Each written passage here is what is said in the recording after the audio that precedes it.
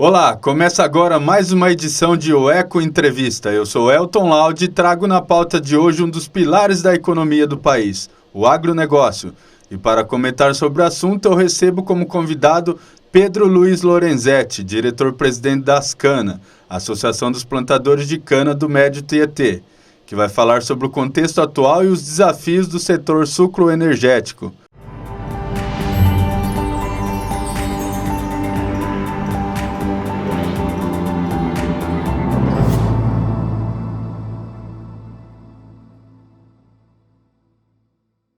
Pedro, seja bem-vindo.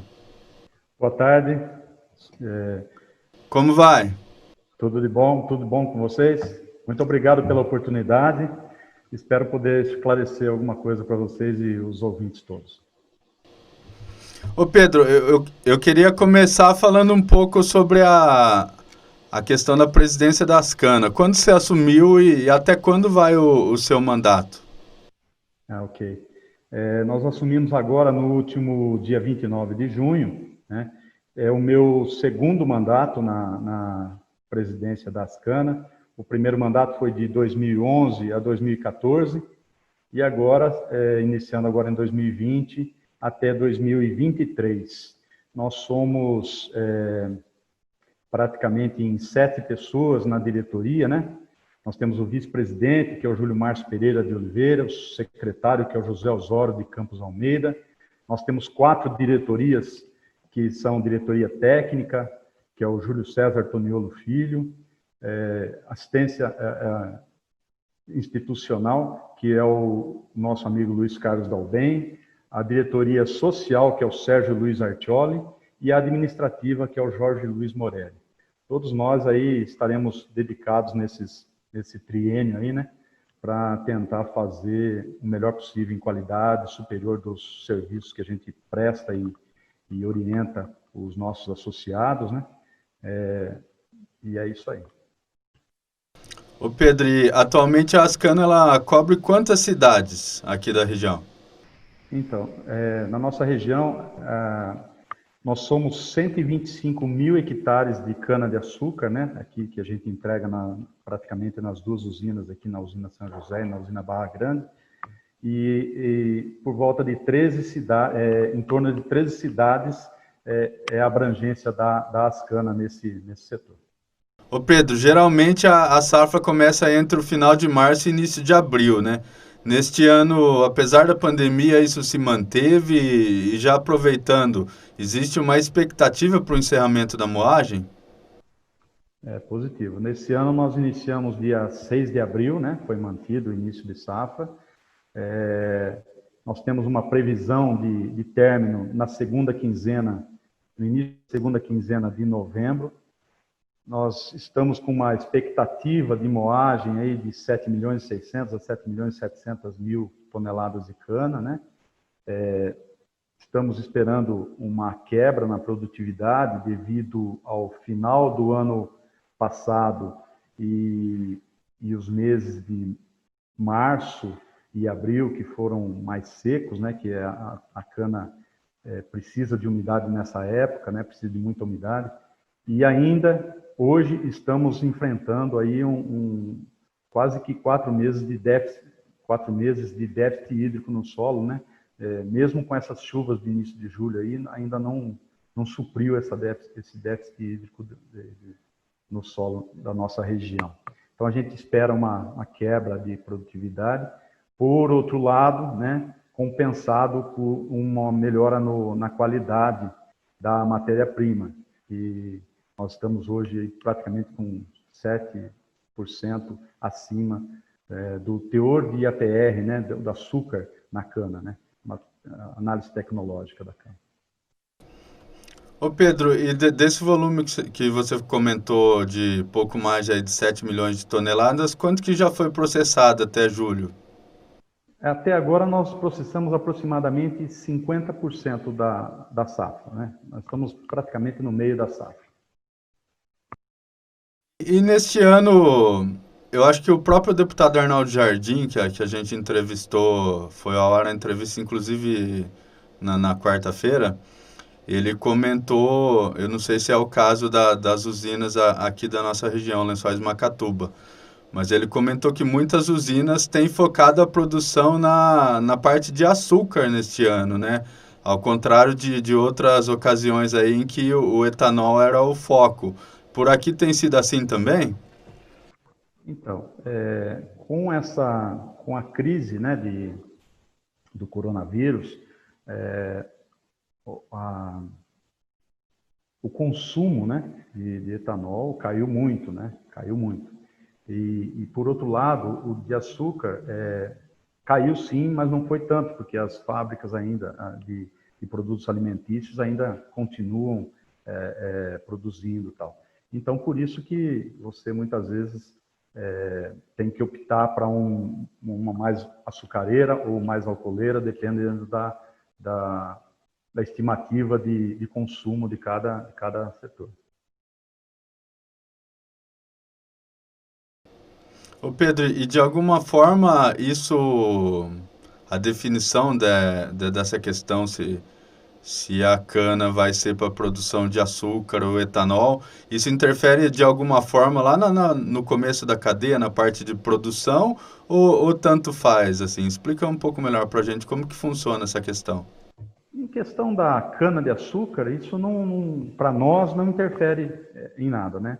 O que vai interferir é que você fazer assertivamente, né, a sua produção no que realmente você considera melhor resultado, né? Então, se você tem uma queda de produção do etanol, você vai mais para o açúcar. E outros anos, muitas vezes, já foi ao contrário, né? Você já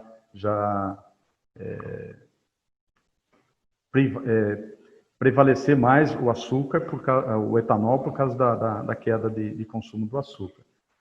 Mas essa variação é pequena também, não é muito acentuada. Quer dizer, você não vai parar toda a produção do etanol e virar tudo para o açúcar.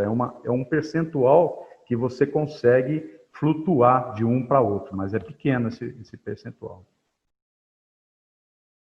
Ô Pedro, e estamos aí praticamente há 4 meses, indo para o quinto mês, dentro dessa pandemia que tem castigado muitos setores aí da economia, não só aqui da região e do estado, quanto do país todo e por que não dizer do mundo, né?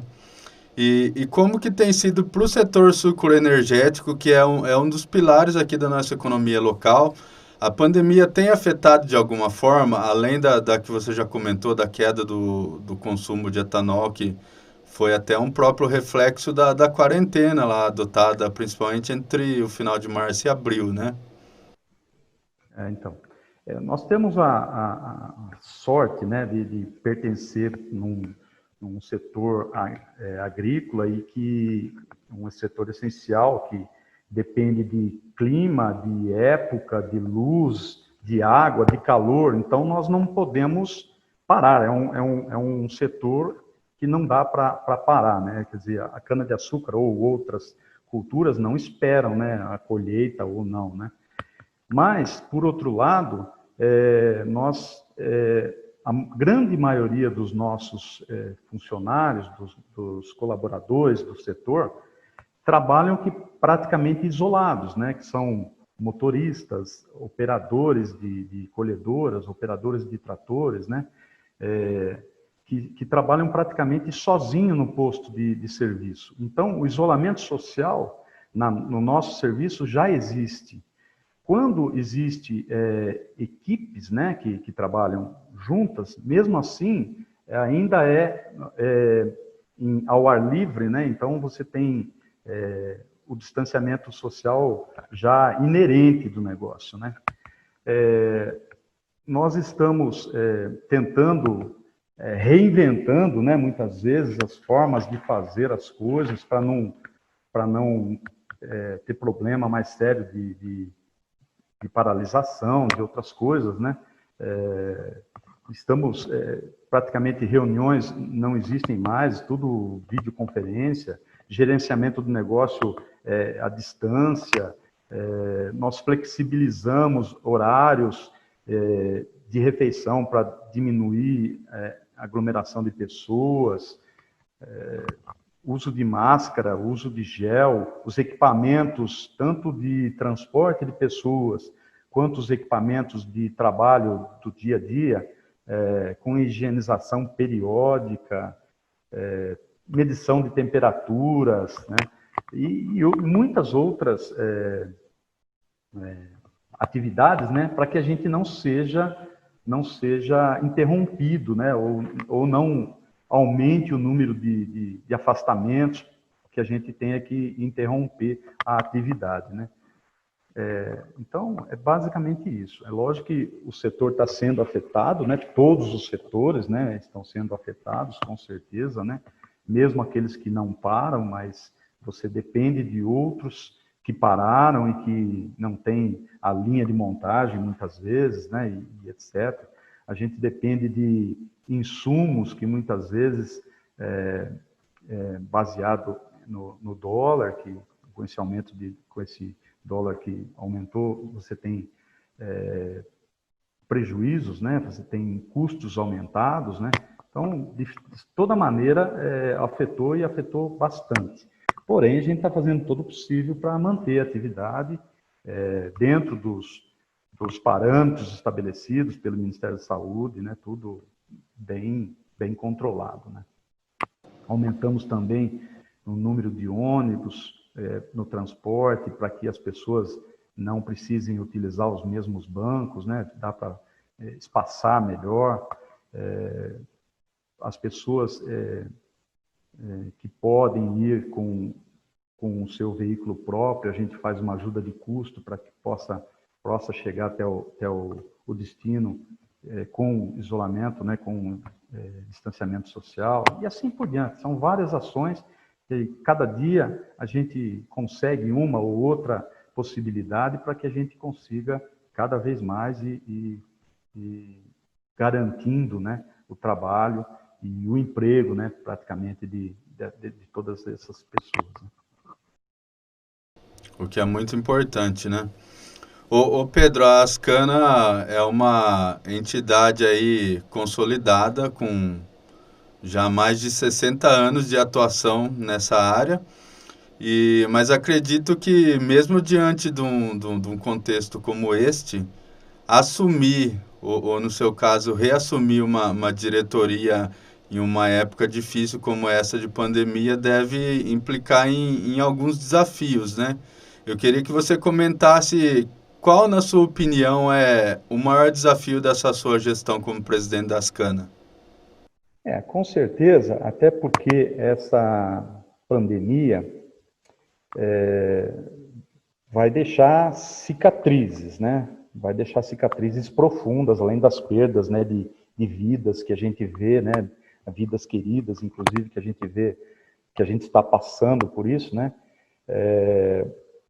Vai aumentar muito o sofrimento das pessoas, né? Por falta de oportunidade, por perda de empregos e postos de trabalho que estão sendo, infelizmente, ceifados, né? Mas, voltando para a Ascana, né? Um dos maiores desafios que eu acredito, né? Que a gente também não consegue, nessa crise, visualizar como é que vai ser daqui 2 meses, daqui 3 meses, né? Nós estamos numa tempestade que não dá para ver realmente lá na frente, né? Estamos acreditando, mas a gente não sabe o que vai acontecer. Então, um dos maiores desafios, eu acredito, que vai ser a parte de sustentabilidade econômica, né? Do setor, né? Porém, também, nós vamos focar em criar oportunidades, né? Porque toda crise mexe com as pessoas, né? Mexe com as pessoas, mexe com o jeito de fazer, né? Mexe com o modus operandi das coisas. E a gente vai ter que buscar novas tecnologias, buscar fazer mais coisas juntos, né? O cooperativismo aí, que é uma palavra que traz benefícios para toda a cadeia, né? Então, eu acho que nós temos bastante oportunidades de correr atrás, de trazer inovações tecnológicas, de ganhar, né, qualidade, ganhar em sustentabilidade socioambiental, né? Eu acho que todas as empresas e os setores, depois dessa crise, não vai ser a mesma coisa. Nós vamos aprender algumas coisas, né? E não vamos voltar ao normal em muitas coisas, né? Muito pelo contrário, nós vamos evoluir, buscar outros caminhos para que a gente não seja nunca pego de surpresa. Então, acho que tem oportunidades, né? Acho que nós vamos ter que fazer o possível para buscar essas oportunidades, principalmente na área tecnológica, né? De busca de produtividade, busca de redução de custos, né?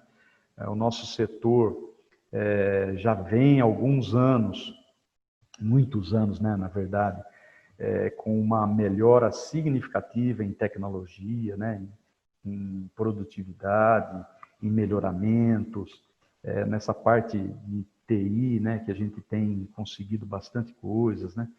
Então, eu acho que existe desafios, sim, são significativos, porém também temos bastante oportunidades aí para ir buscar, correr atrás e fazer com que a Ascana cada vez mais se fortaleça, se fique mais fortalecida. Você comentou dos avanços tecnológicos, né? Uma das questões que nos últimos anos tem sido muito percebida é a própria coleta mecanizada, né? Que começou a ser expandida e hoje a gente tem quanto da coleta de cana-de-açúcar aqui na nossa região mecanizada? Já atingiu 100%? É praticamente 100%. Não dá para falar que é 99%. É praticamente 100%. E crua, né? Cana crua.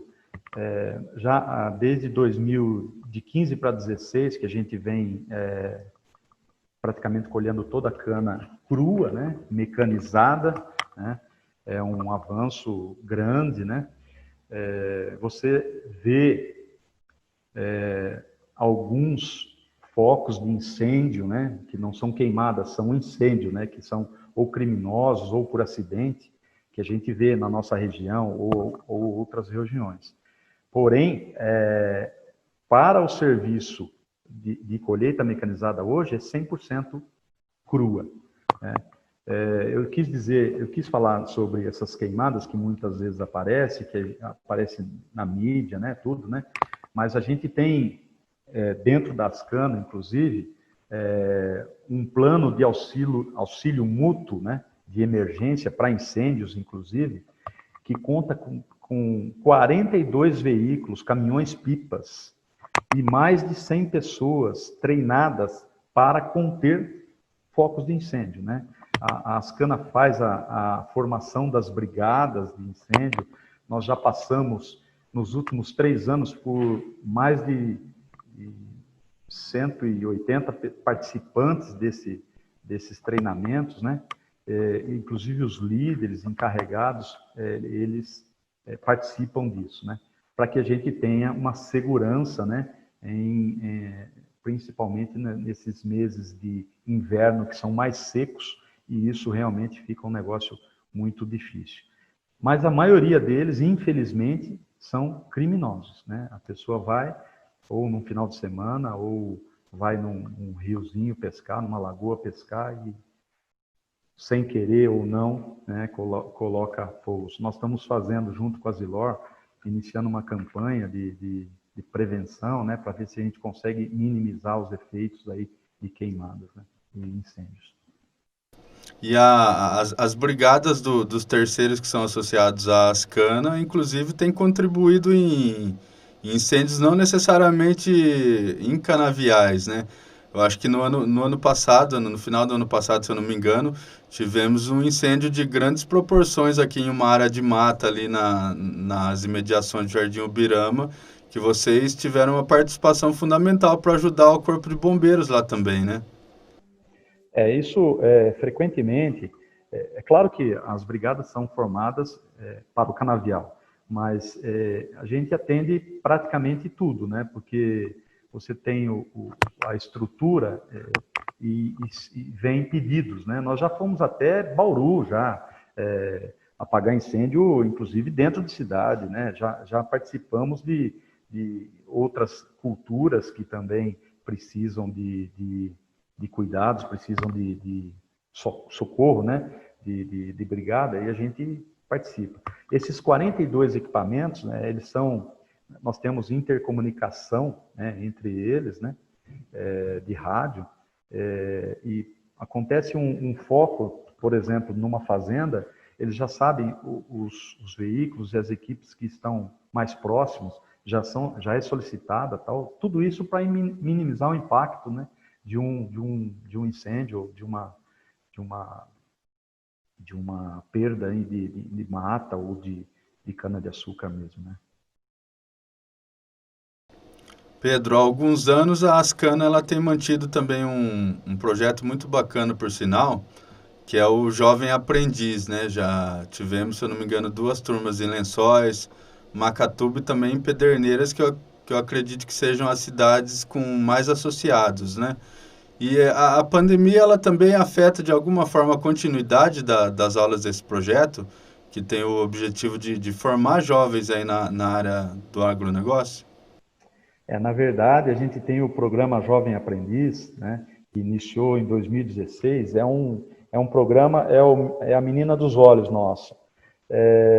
Forma jovens, né, de 18 a 24 anos, né. Nós já formamos 92 jovens, né, para o trabalho, não só no setor sucroenergético. É claro que a gente prepara, né, o aluno, o jovem, para que ele possa atuar no setor sucroalcooleiro, né, no sucroenergético. Porém, o currículo é bem vasto, bem robusto, né? Inclusive em aspectos de equipe, cidadania, comportamento, trabalho em equipe e outros, né, que hoje são necessidades para os profissionais de qualquer área, né? Então, a gente tem um currículo que para nós aqui é inovador, quer dizer, são 960 horas aulas, né, para esse pessoal. Eles são registrados para poder fazer o curso, são registrados nos parceiros, né? Tem salário, tem alimentação, transporte, né? E ao final do treinamento são absorvidos pelas frentes, ou não, ou por outras empresas também. Mas são pessoas que saem com uma capacidade de produção e um intelecto já bem mais avançado e bem mais que vai contribuir para toda a nossa região, né? É um projeto muito bonito. Mas nós temos outros projetos, né?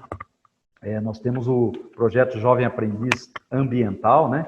Que todo ano a gente faz plantio de árvores, né, nativas, tal, em várias regiões, né? Já foram mais de 2.000 árvores nesses 3 últimos anos, né? Uns plantios, inclusive, né, em áreas aqui próximas à cidade. Isso, em nascentes ou em áreas que podem estar desprotegidas por um problema ou outro, né, tal, né? Então a gente faz isso. E também levanta recursos, né, muitas vezes, não só próprios, né, mas recursos governamentais disponíveis para poder trazer projeto de reflorestamento. Há 1 ano e meio atrás, nós fizemos um plantio aqui na PhD de 16.000 árvores, em apenas um projeto, 10 hectares.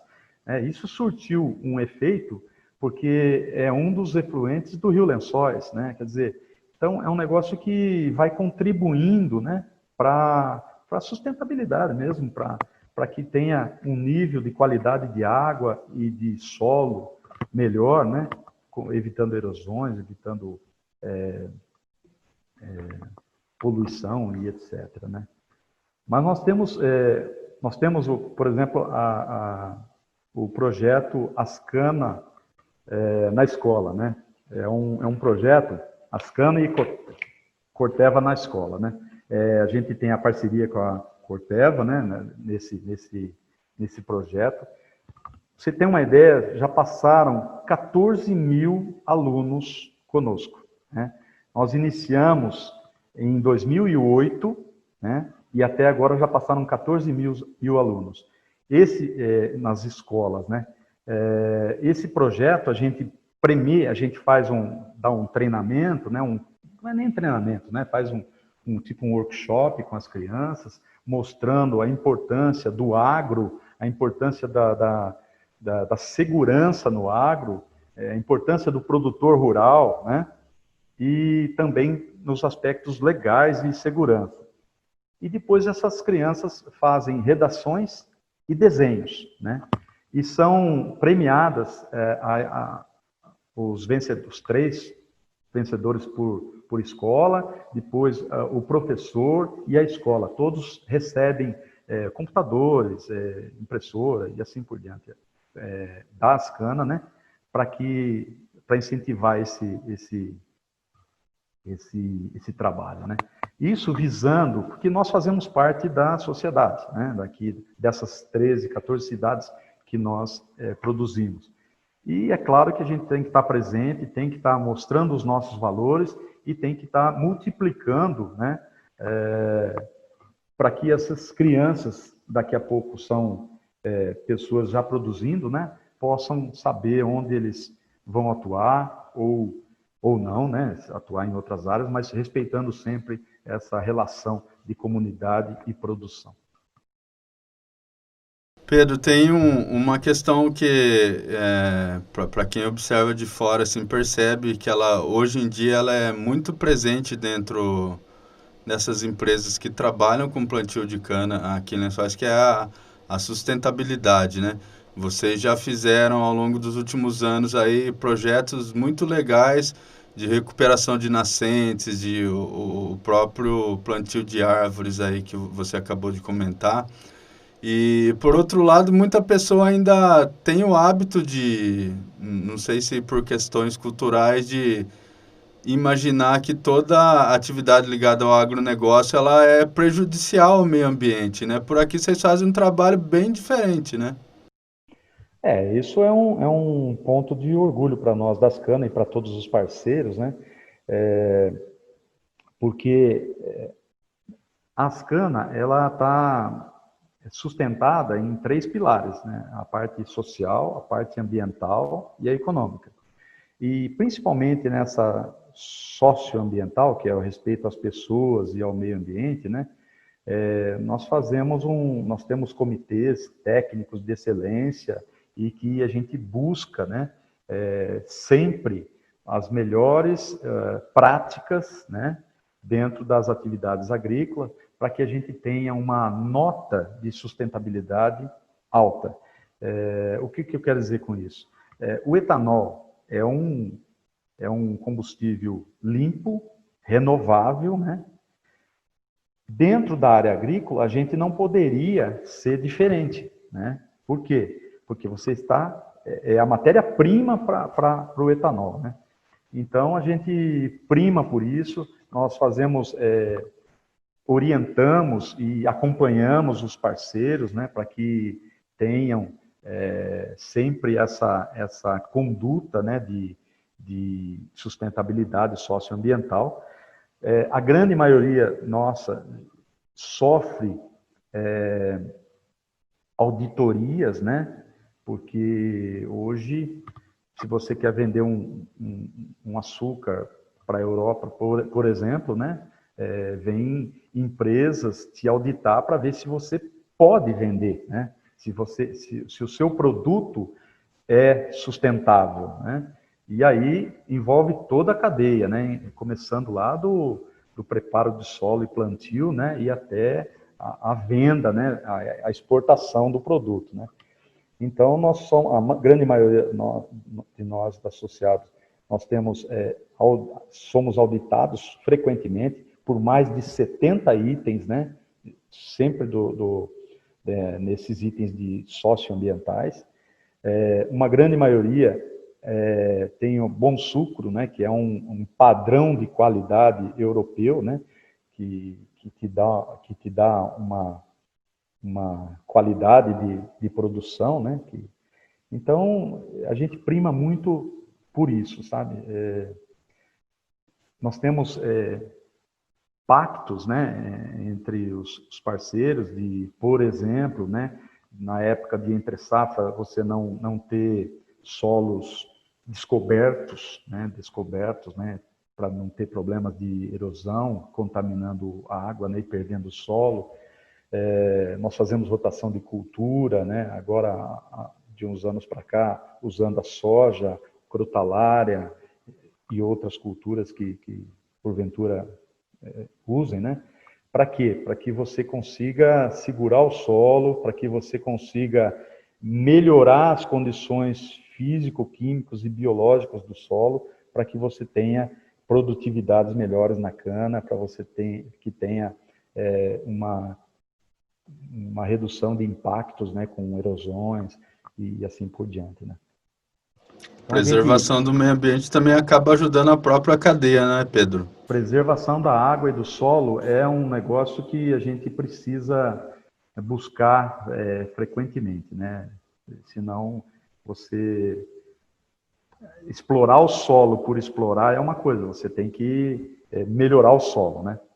Então, toda atividade agrícola, ele embute um impacto, né, no meio ambiente, né? Porém, a gente faz todo o trabalho para que esse impacto seja o menor possível, né, dentro das atividades. Ô Pedro, eu quero voltar agora para a questão econômica. É, os casos aí de infecções pelo novo coronavírus, a gente percebe que aos poucos eles começam a se estabilizar e a tendência é que de setembro mais para o final do ano isso comece a de repente até a cair, né? Mas também sabemos que o pós-pandemia vai ser algo bem complicado para diversos setores, né? Você particularmente aí como empresário do setor sucroenergético, do agronegócio, você acredita que vai demorar um pouco ainda para os estados, municípios, para o próprio país começarem a se recuperar aí depois do coronavírus? Infelizmente, eu creio que sim, deve demorar, né? A gente não consegue prever quanto isso, né? Não tem, eu acho que ninguém consegue, né? Mas deve demorar um pouco por falta, né, é o que eu falei há pouco tempo atrás aí, por causa dessas cicatrizes que vão ficar, né? Quer dizer, o nosso setor, graças a Deus aqui, principalmente aqui na nossa região, nós não tivemos demissões, né? Estamos mantendo tal, mas tiveram muitos setores com demissão de pessoas, terminando postos de trabalho, né? Isso aí influencia diretamente na economia, influencia diretamente no consumo, né? Que vai influenciar de uma maneira geral na economia do país todo, né? Do mundo todo, na verdade, né? Aqui, falando localmente, né? Esse projeto nosso de parceria, que já há 20 anos, né? A Zilor e a Ascana, né? Tem esse projeto de parceria agrícola, de produção de cana-de-açúcar. Por um lado, eu acredito que melhora num caso desse. Por quê? Porque não são as nossas relações, né, os nossos consumos e assim por diante são feitos aqui que eu digo nessas cidades onde a gente está inseridos, né? E o comércio, os serviços praticamente nessas cidades são bastante atuantes, né? Criou-se muitos serviços, né? E mesmo com essa crise, a gente percebe que como a gente do setor que não parou, não teve essa redução de trabalho, de atividade, esses setores também continuam, né? Continuaram, né? Então, eu acho que isso ajuda um pouco essas cidades que têm essa característica aí do setor sucroenergético aí, né? Mas eu acredito que... Especialistas falam que a manutenção do consumo vai ser fundamental nessa parte de retomada, né?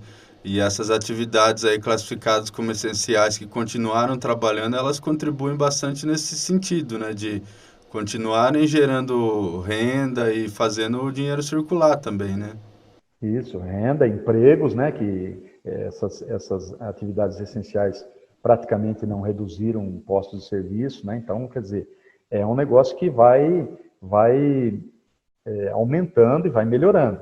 Quanto vai demorar? Não sabemos, né? Quando que o consumo vai aparecer, essa liquidez vai aparecer? Não sabemos. Mas a gente percebe que está todo mundo empenhado em fazer, né? E para que a gente saia o mais rápido possível dessa crise de saúde, né? Mas a crise econômica provavelmente a gente demora um pouco mais, né? Para sair, infelizmente.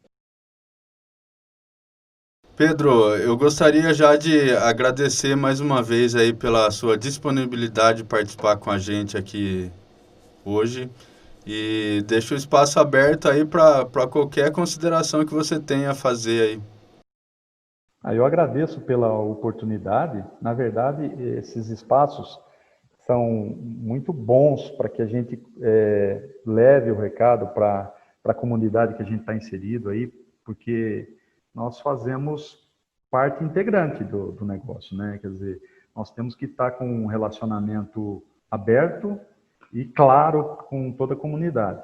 E é uma oportunidade para a gente esclarecer alguns pontos, né? E que tenha dúvida e assim por diante.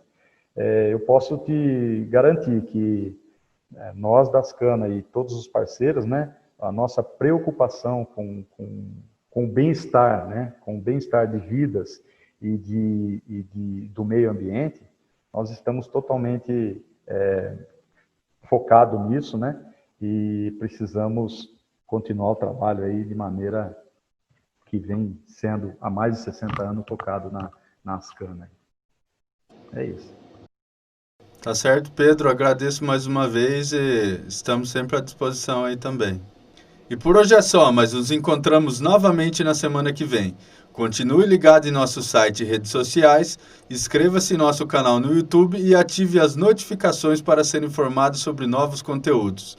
Deixe seu like, comente o que achou da entrevista e compartilhe com os amigos. Eu fico por aqui, um abraço.